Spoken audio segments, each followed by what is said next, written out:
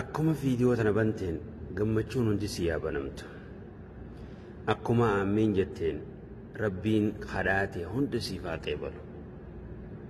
akkuma sheer gooteen khayrii hunda rabbi sheer si haa godhu jiruu addunyaa tana keessatti boqonnaa sammuutiin rabbi si haa gammachiisu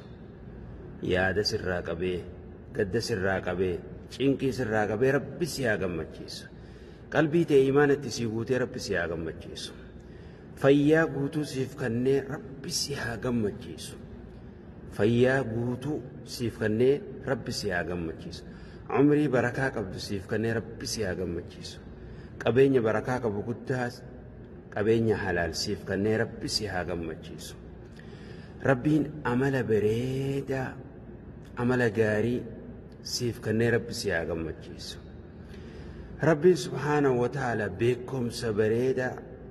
barakaa qabu siif kennee rabbi si haa gammachiisu simbaan ilmaan diin qabu ka barakaa qabu siif kennee si haa gammachiisu mana bareedaa barakaa qabu mana khayrii mana zikrii mana quraanaa mana ibaadaa mana bareedaa siif godhee rabbi si haa gammachiisu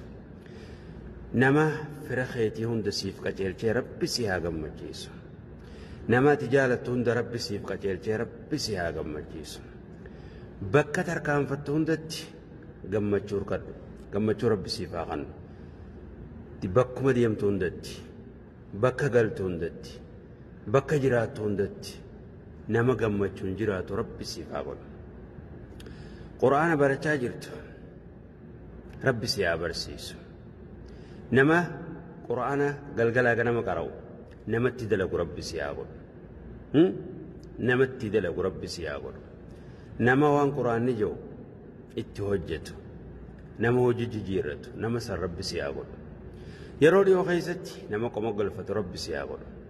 katti hojjetu rabbi si haa godhu nama qur'aanni ragaa bahuuf rabbi si haa godhu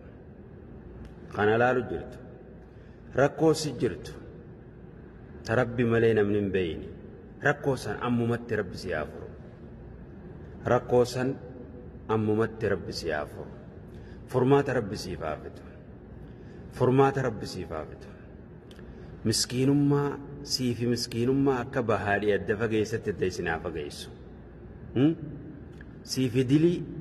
akka bahaadhii adda fageessatti adda isinaa fageessu siifi gabrummaa akka bahaadhii adda fageessatti rabbitti isinaa fageessu siifi wallaala akka bahaadhii adda fageessa rabbitti adda isinaa fageessu